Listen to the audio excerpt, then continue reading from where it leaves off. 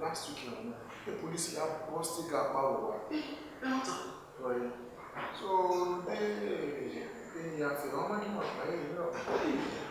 Just there by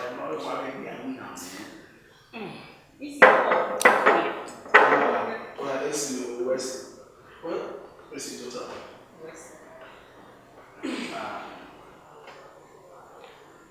Listen, the whom I go on that or in my who the even was new by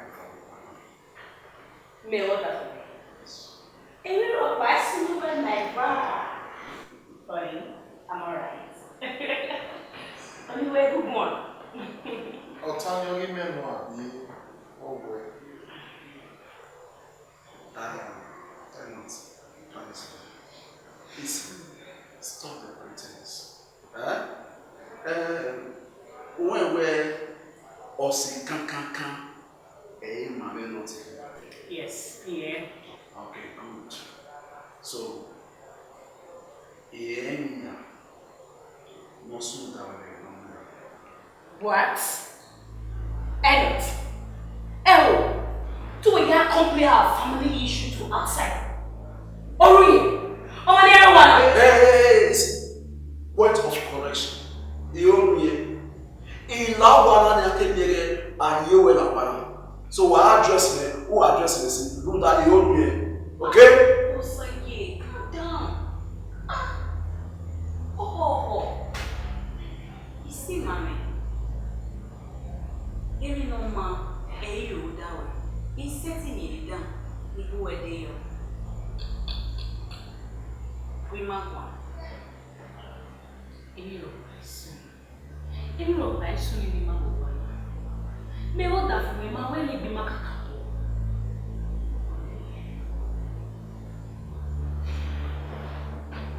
Ani. Boy, e do we like him no sumo wana. Me ma like it. We had the reason why I wana. Umaya.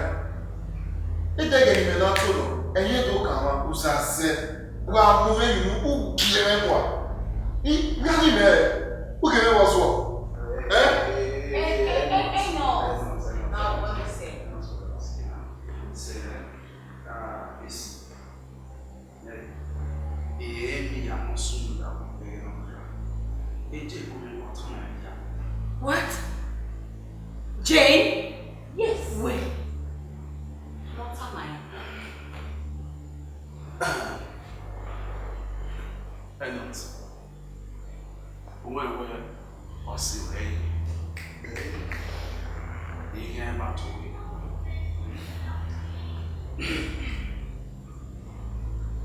near where women who this is the time to prove it. Exactly.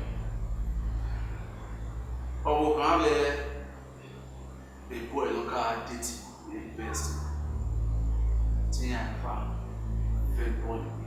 What? Behind yes, your way. Yeah, here little Yabi. I'm waiting around Yabi. So, Rue Dolly or see Katakata one. You are not moving at Ulubu. Easy. Emata. Oh, wait, good boy.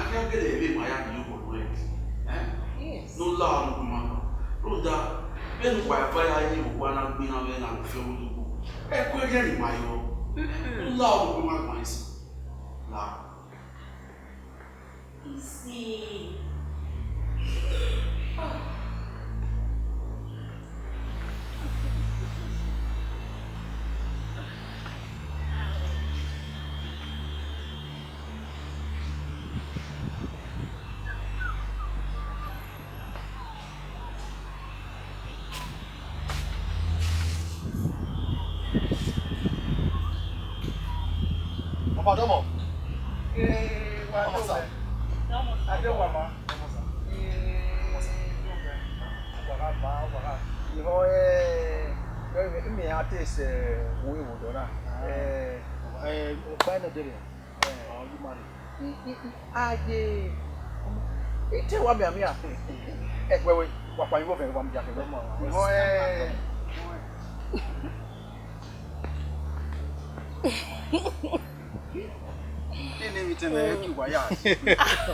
Go ke ya wana wa yi ja iho wa do me iho we rambo me wa lu e o bi na yi wa pe ko na iwa ri san yi wa keka na e ku ye aderu wa ri so wa emi ya nu wa ko wa ri tajo wa ikwe kokona isana uri yin keke kokona ugware keri yeyi wa ga ise ana emi egwe wa iba wa ma ise tin on be se wo do ame u ya ni kokona la ja u yo figbon fu isana uri yeyi u ya ki e wa me na tembu wa o me wa we be ni ka mu wa bravo wa wa we na wa gasena wa we na wa gasena wa we na wa gasena Bokwanya no le ke mere ya wo wa wa yari yaro yin ihon mo ogari yenia ego mare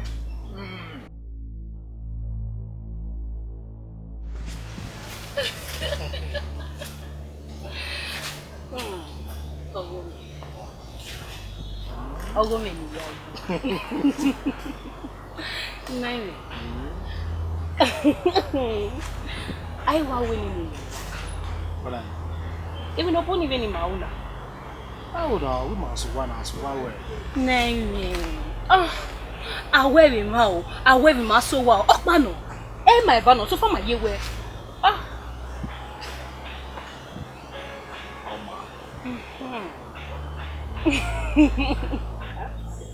Yes.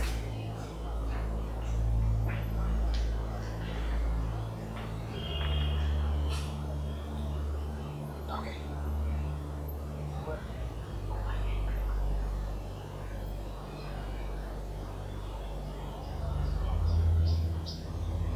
So, with me time. Okay. Okay. Many no Many see. Idowu padlock. Idowu padlock now. Idokua we mama. Idokua we mama. Ni menisi. Ni meni no me. Be setiza we. Okuro pa setiza we. We ni ye ko bo me. Ya we ni ye ko bo me. Ya love ye ko we. Ya love ye ko ya we. Na ye me. Bena ye me menisi.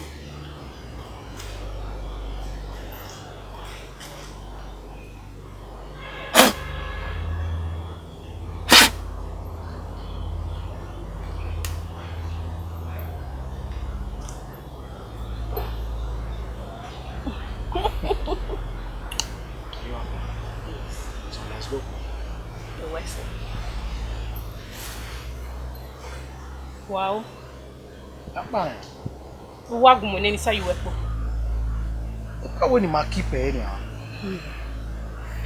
Rinya gele ka wo ma wewe. Not again.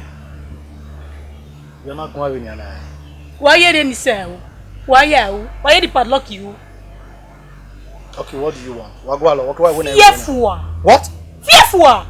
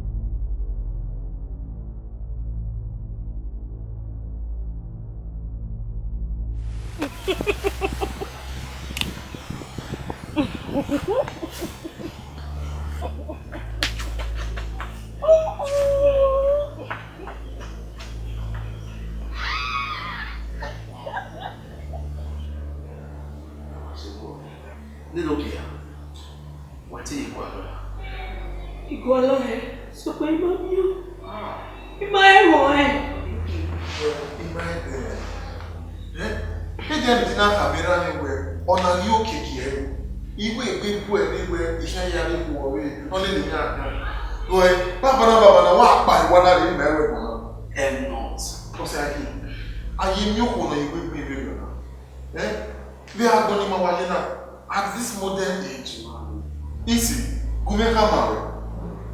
Iwa mono fube donyo biano mari lo se gogo. If you go we here na rapa. If no start ko wena. A second wife mega. What? Yes. Omo kan ka. Chiri. Tell me what you know. Oh my god. Agbeti ati tama o. Ya tama. Oh. Well, Ogbera ni. Aye re lo dere. So ko pe no. Ihe ti gbodan yo bobowe, ruda o se mo bi. Ihe ti ruda we, o pe anwa we gbaro ori abebe, ido yo ni ya lo. No. Guys. Ya zo yo. Ni ma ya gwa le ni no. Ra, na ya gwa lo ko ya ni. Oh. You are right. Move your way.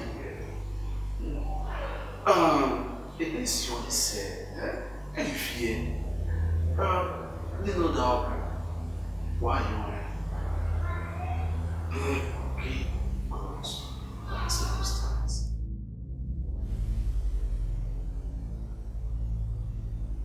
Baba, what must have been the one you can hire pay 60 flats. You are calling over here, you are baby.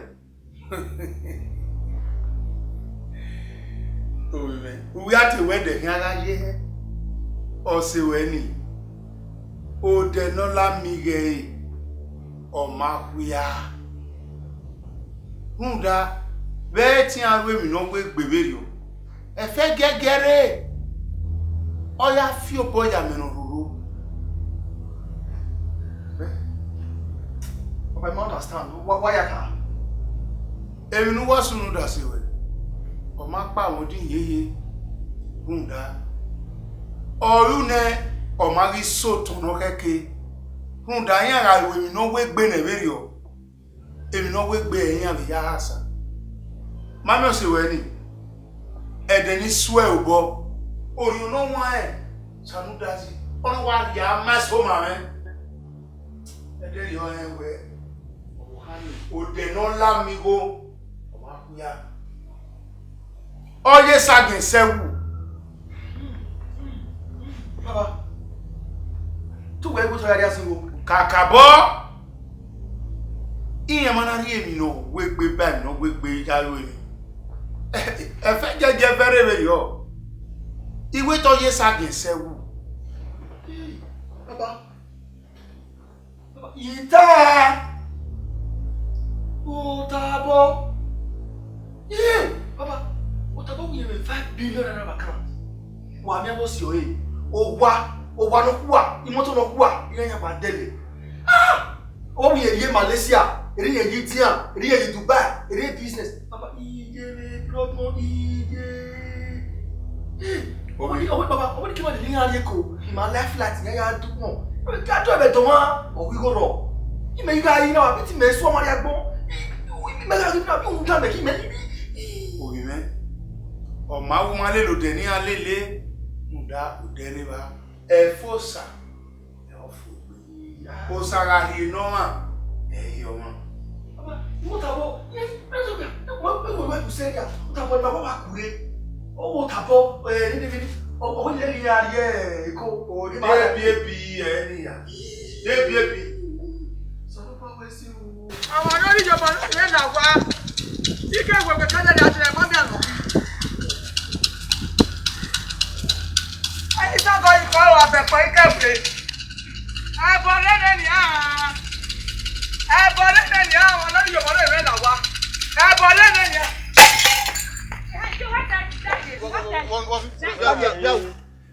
Una gbe buine kwa. E bo wa gbe we yo. Emi lo ya mo ka gbe. Be ike o do. Ọ̀pá wi yo ko amọ ka gbe. Papa wi oko. E bo una mo ego cho. Me ike E bo Seri aye o. Seri aye ike o do la mo popo. Seri aye.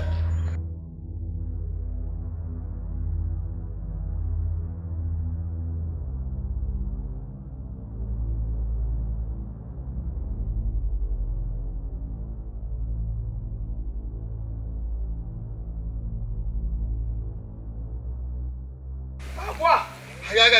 E bo wa mu ku ime. Ni me ya tu yi. Baba ke eh. Bi wa ke o do wa bu sago o mu ye ko me. O ta na yi gina. Ah!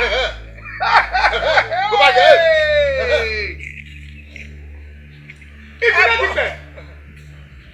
Ibile dipe. Enyanu nyare awdo mu se.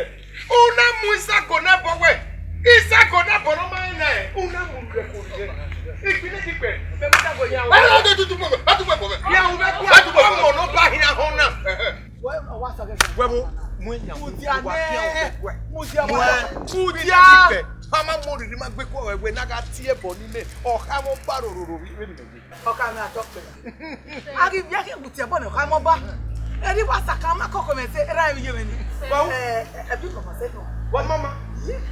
Gbe ko o wo ya dare ke kire pe na.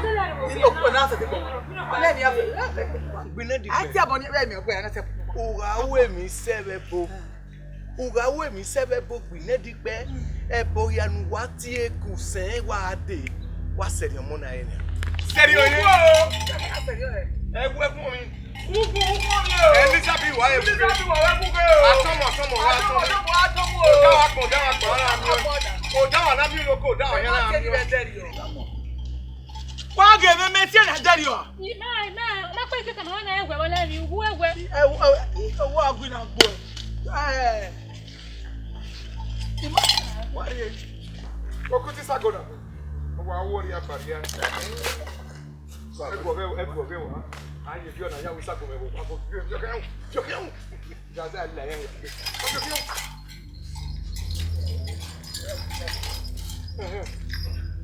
Kedi me no wata bana we te atena we do. Wo bi ma tie. Una abo yen pe. Ya fu. Wa kwali go na we he. Wa kwali go na we bo we uda.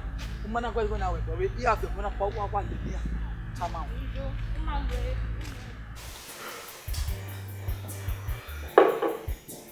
Osage. On a TV in Europe. A girlfriend when we were put it together a day or day. Come here again, where we going to be Latin. Not to be too much now. Well, relax. And we'll come when we're there. Yeah, she's around. So we're worried now. They are going away. Huh? Worry about it.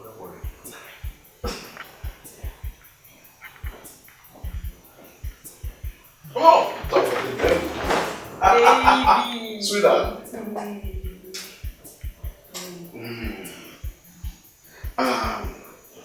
Sweetheart. Yes, darling. I'm saying, not. Oh, hi. Easy. Easy. This is my baby. The love of my life. Oh, baby, you see. It's okay. Baby. Sweetheart. Nice to meet you guys. Where's next?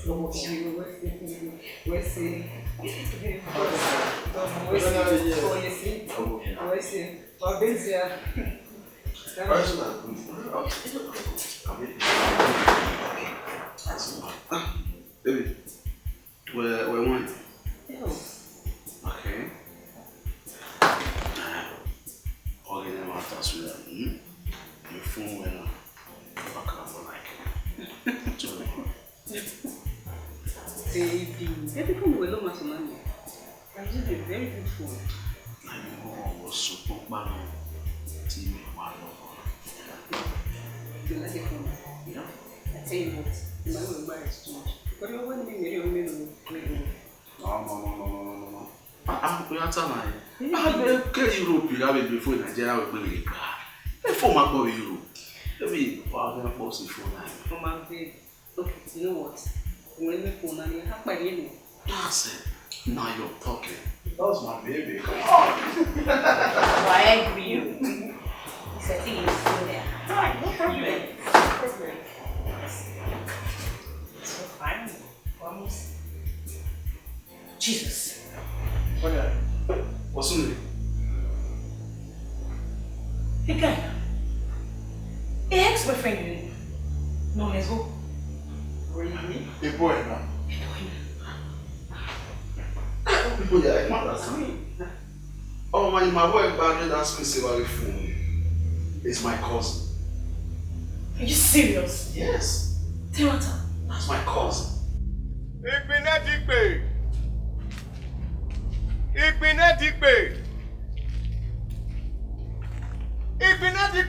Hello. Why so this is something? When you don't come up, well, over. Oh, no, you give me where you must be to young go young. Who get better? Get better. Oh,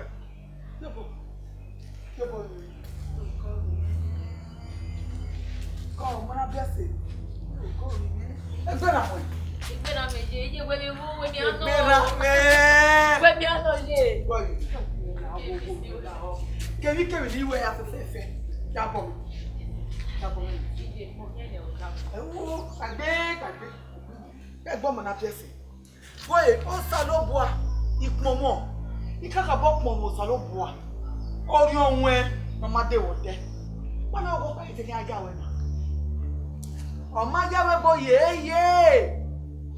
Jagu, awu. You waste well.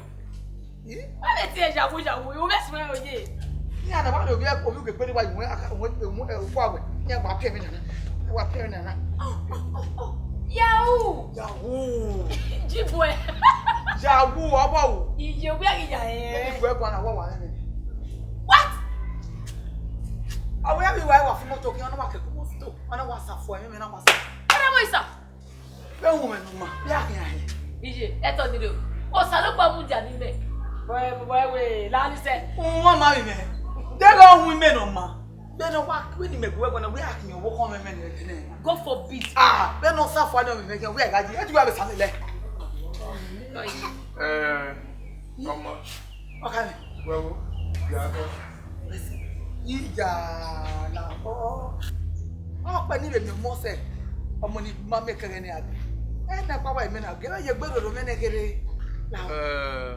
We ko yo video. And we tap the boy sir. Oma. Iyobo. O te sego ge han. O we na ko. O gu me arowa. Runda na hamana e abo e ko ma. Baba ida. Ka we say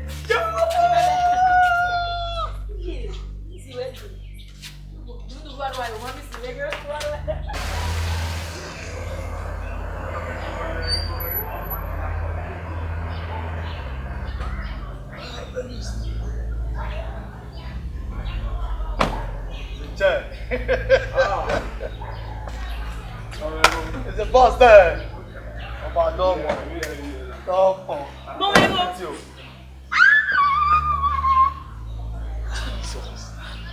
See, look at you. Oh yeah.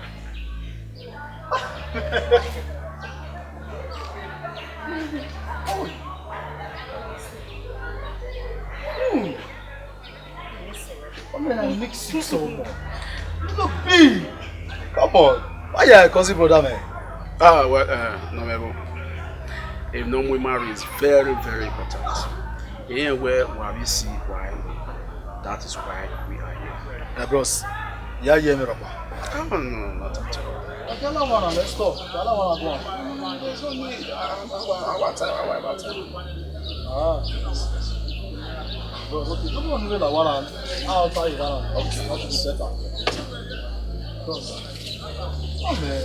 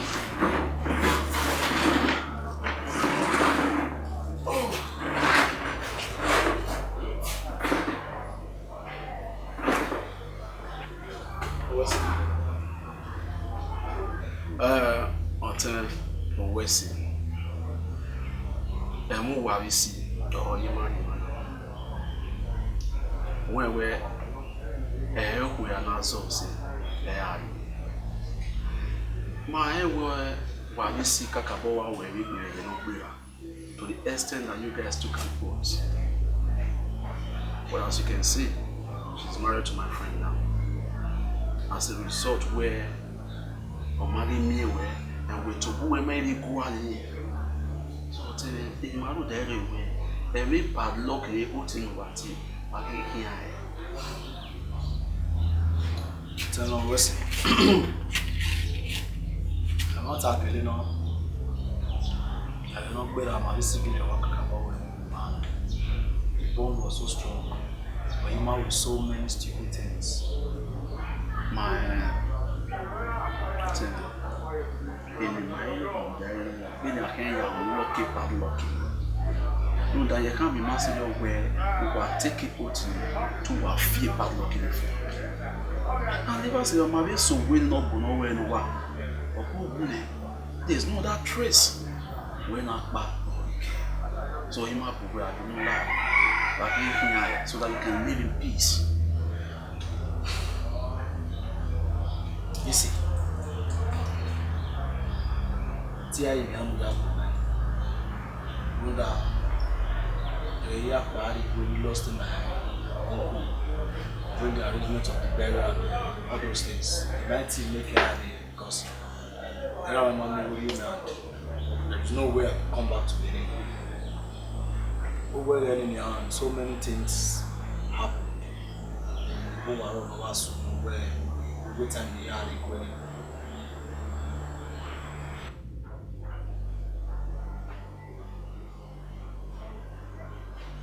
I don't know. You won't be the head line. Who you here?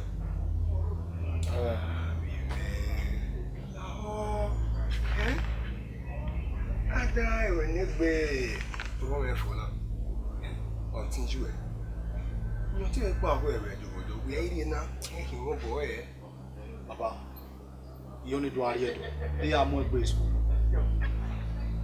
This school, Tana. This school, Nigerian. We are school back at the Canada. Air cooks in Monier. Image where he ought to want it. So, Yana Migo, ya school, eh? Oh, one man again, no, you're being.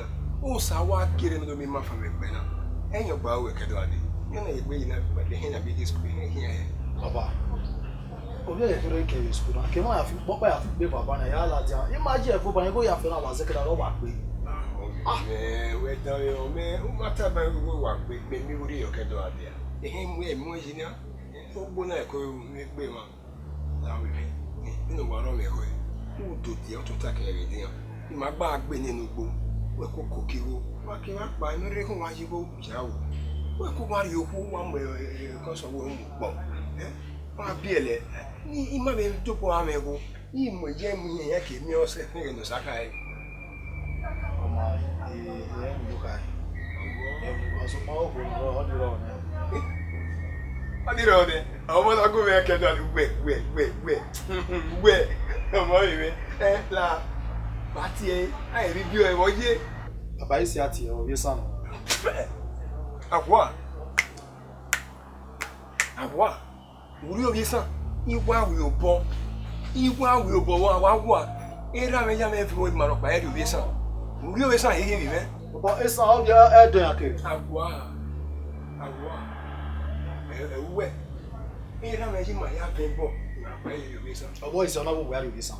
ya to kai ma we eri men we ni ikwe ha o ya ni iji mo ga oti owo e ne kere obi san ga no iji na me emi gbe ha owo e no bi san na me gbe fa ni re no ro ma e bi e gani ni mi kesun mo bi e kere ibi e mi fa wa kun mi na gulu ko na ma so ne wo na mu re na fa e mu ya le wa ya de na e ni wa le ere e ba e tun ni ba ni pe la ere na wa wa egbe na ti mu we ri o e ti wa gbe o yin ya o e na so amu le ya kan ma ko no gbe wọn ko ni era me na koko mesin we o we ni me ya wu yin ra wu no go le teri o de yo ona de yo to na so ahi o ona apo hi o to ba era me iro to ona ya mejo la me ha we ni ma ya ni fun bo i gari o bi san i me gari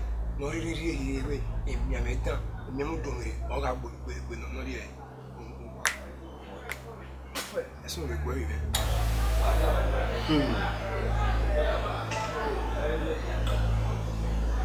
Vera ne ri come bon. Ina die ite do gwa lo. So pa se school ma mi o. Iri ne ma ya fe no be ma. Ya ke do ka mo e we ya transfer ra ri sa ya. Go ma ku to ta ye do.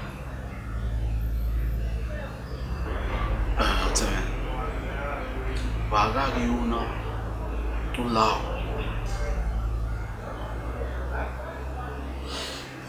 Ama. Didi.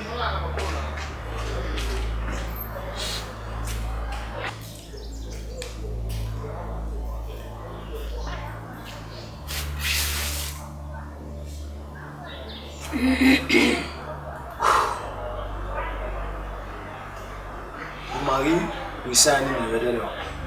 My fearful. It's sober. We my family. Equal my boom, yes. In out of the bear, you honey. And I go all in the sun.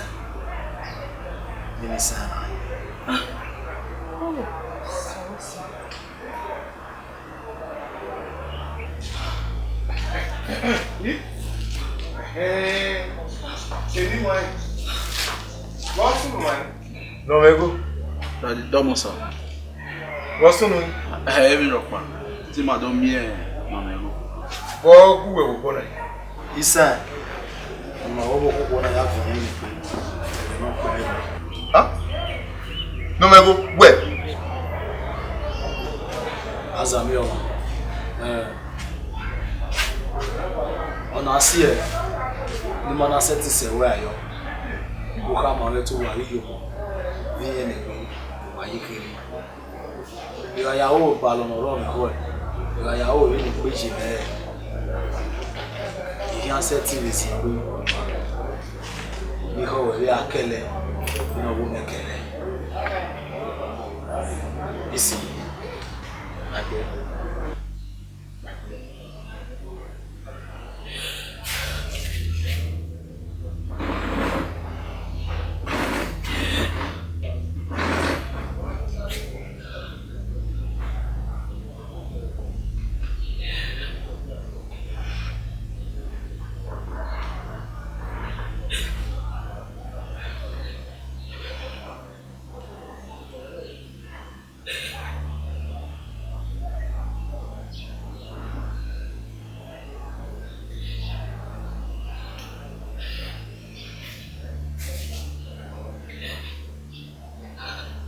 Benin on a row. Menis. Isa ni makuya Korea. Isa ni makuya Korea. Maya viene be. Ibaya viene be. Madokiena. Ifa.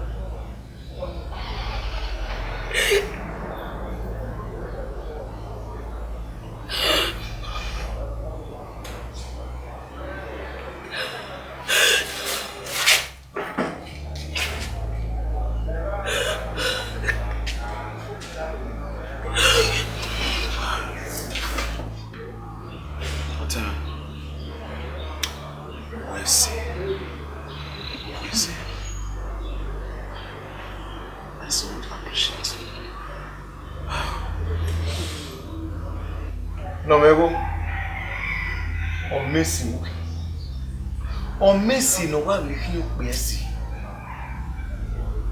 No man get muito boyo e dagmo kana do boyo we sopo. O dawa na mi oka dawa na mi loko o dawa hena ra mi. O de wo ko bisopo ri mo o liza bi wa go be.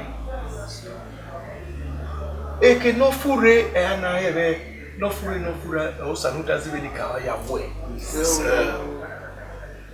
Wa we say ni mo e. Wa koyo.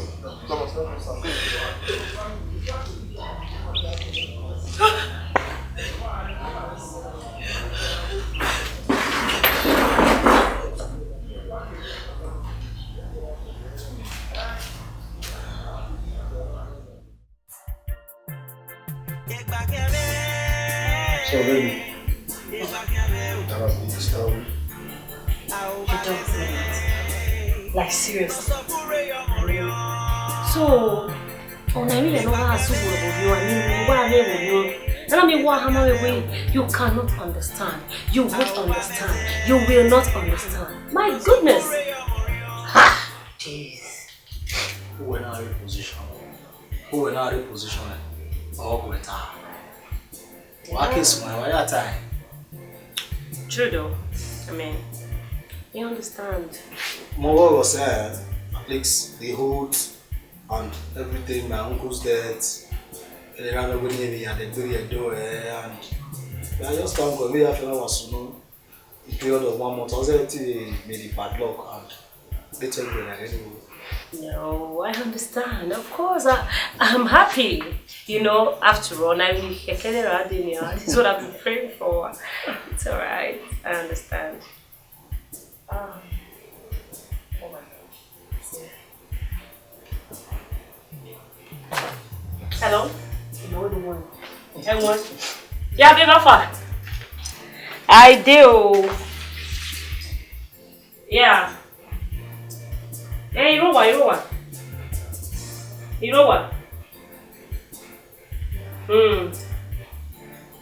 Okay, well, yeah, just do it. Alright. Oh my God. What's the I mean, like, I hope Mama, you know. No. It's okay.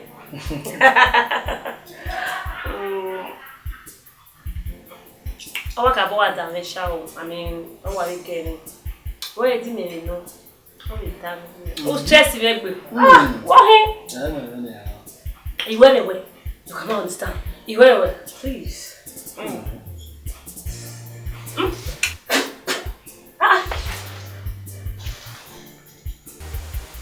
Will you marry me?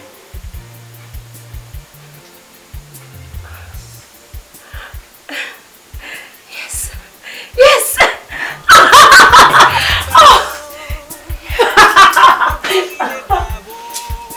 Oh my God. Yes.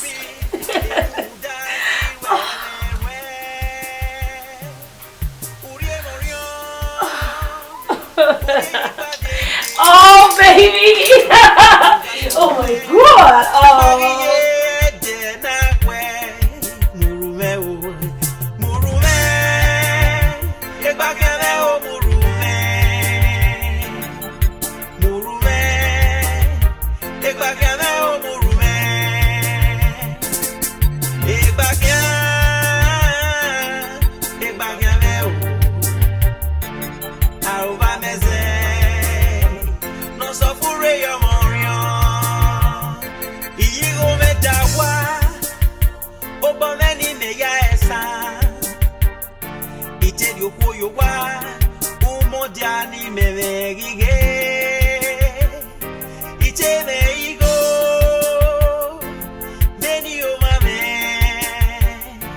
Icheme